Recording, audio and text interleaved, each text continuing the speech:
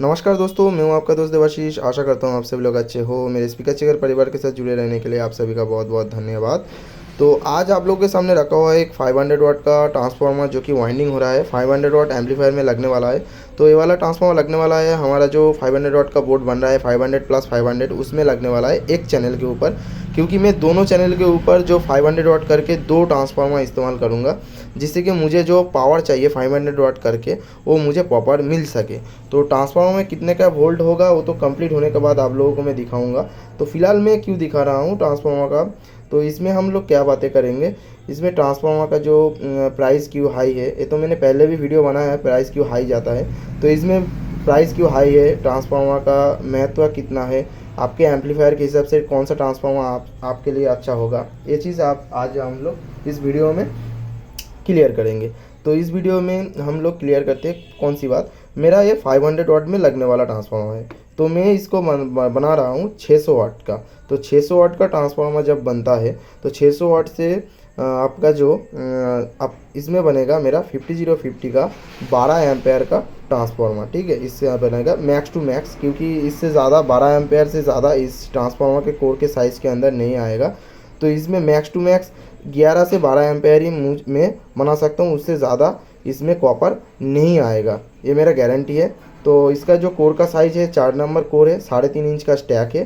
ठीक है, इसके अंदर मैं डालने वाला हूँ 17 नंबर की वायर। तो 17 नंबर के वायर से मैक्स टू मैक्स जो 11 to 12 एम्पेयर ही इससे निकलेगा। तो यही चीज़ है, इससे मैं 600 वाट का ट्रांसफार्मर है लेकिन 500 वाट आउटपुट लूँगा, जिससे ट्रांसफार्मर के भी हेल्थ भी अच्छा रहेगा। क्योंकि EI ट्रांसफार्मर में अगर आप लोग एम्पलीफायर बनाते हो तो समझ लो 500 वाट का बोर्ड है तो 600 वाट का ट्रांसफार्मर आपको लगाना है, क्योंकि आपको कॉन्टीन्यूस अगर 500 वाट आउटपुट चाहिए तो ट्रांसफार्मर भी एबिलिटी हो कि वो जो 500 वाट पावर पूरा का पूरा आपको डिलीवरी करे। ठीक है, यही चीज़ है, क्योंकि EI ट्रांसफार्मर में लॉसेस रहता है, तो लॉसेस भी आप घटा सकते हो कैसे। इसका ये जो वाइंडिंग आप लोग देख रहे हो ना, ये वाइंडिंग आप लोग देखिए, ये वाइंडिंग हैंड वाइंडिंग है। ठीक है, मशीनरी कोई वाइंडिंग नहीं है, हैंड वाइंडिंग कर रहा हूँ मैं, हाथ से ही इसको खींच के, तार को खींच के वाइंडिंग कर रहा हूँ। लेकिन देखिए पूरा का पूरा जो मशीनरी वाइंडिंग होता है वो ऐसे ही हुआ है। तो इससे क्या होता है, मेरा जो तार के अंदर जो गैप नहीं रहता है और अच्छे से फिटिंग होता है। और मैं जो मोटा वायर इसके अंदर इस्तेमाल करूँगा वो वाला वायर इसके अंदर अच्छे से आ जाएगा, जिससे कि मेरा कोर फिटिंग करने में भी दिक्कत नहीं आएगा और हमारा जो ट्रांसफार्मर है वो तगड़ा बनेगा और हमको जो आउटपुट चाहिए वो आउटपुट हमको मिल जाएगा। तो यही चीज़ है। ठीक है, तो ये वाला ट्रांसफार्मर वाइंडिंग हो रहा है।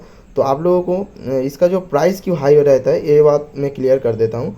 एक ही कोर के साइज में मैं आपको ट्रांसफार्मर बना के दूंगा, लेकिन उसके अंदर मैं कॉपर जो गेज है उसको घटा दूंगा, कॉपर का जो क्वालिटी है वो घटा दूंगा, कोर का जो क्वालिटी है वो अगर घटा दूंगा तो ट्रांसफार्मर का प्राइस गिर जाएगा, जो मैं नहीं करता हूँ। मुझे क्वालिटी देना है, तो क्वालिटी देने के लिए देखिए मैं ज़्यादा कॉपर या फिर ज़्यादा कुछ नहीं खरीदता हूँ। कोर मैंने 50 किलो खरीदा है, मैं ज़्यादा कोर नहीं खरीदा है, 50 किलो कोर खरीदा है।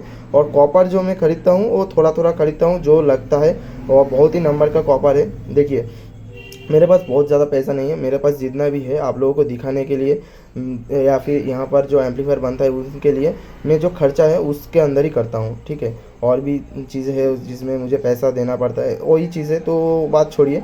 तो आप लोगों को दिखाने के लिए ही मैं जो खर्चा है, मेरा जो काम है, उससे जो पैसा मैं कमाता हूँ उसको लगा के आप लोगों के लिए वीडियो लाता हूँ। अगर वीडियो अच्छा लगता है तो चैनल को सब्सक्राइब, बेल आइकन को प्रेस कर देना, जिससे कि मैं तुम्हारा भाई बहुत ज़्यादा मोटिवेट होगा और आप लोगों के लिए मैं वीडियो ला पाऊँगा।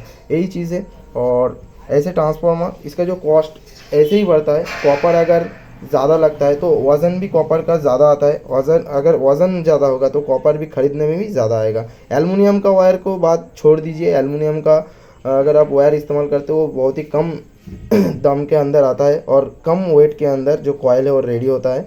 कॉपर में बहुत ही ज़्यादा वेट आ जाता है। ठीक है, तो यही चीज़ है। और इसके अंदर आप लोग देख सकते हो कॉपर, तो इसके अंदर जो कोड भी डलेगा वो भी अच्छे क्वालिटी का, जो CRGO कोड आता है, पतले पतले कोड वही डलेगा।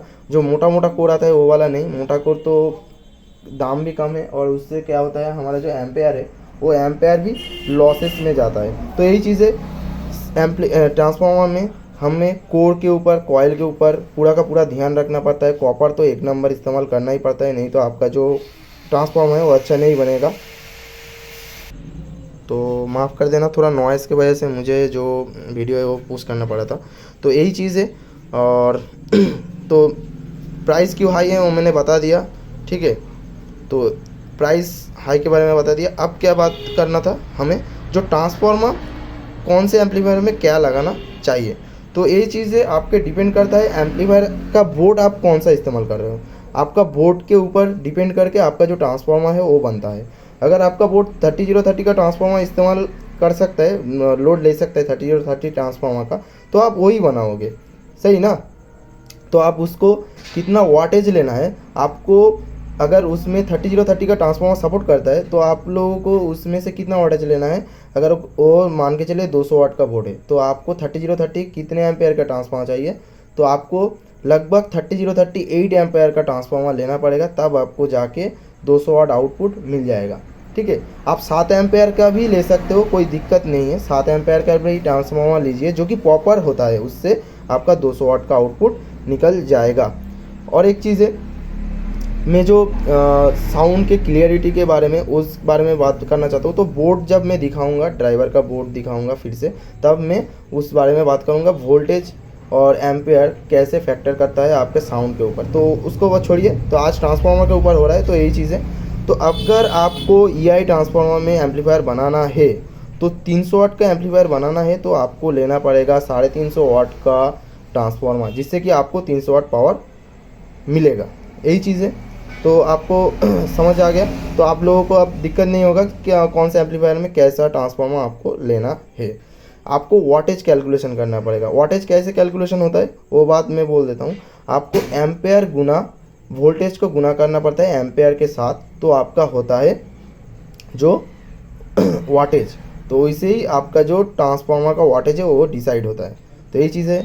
आशा करता हूँ आप लोगों को थोड़ा बहुत जानने को मिला है। अगर जानने को मिला है तो चैनल को सब्सक्राइब और बेल आइकन को प्रेस कर देना, क्योंकि बहुत मेहनत से आप लोगों के लिए मैं वीडियो कर रहा हूँ। दुकान में इतने दिक्कत के बाद भी काम भी करता हूँ।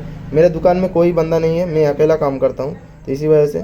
तो हो सके तो चैनल को सब्सक्राइब, बेल आइकन को प्रेस कर देना और शेयर कर देना वीडियो को। तो आखिर में जय हिंद, वंदे मातरम। फिर से मिलता हूँ एक नए इंटरेस्टिंग वाला वीडियो लेकर। जय हिंद।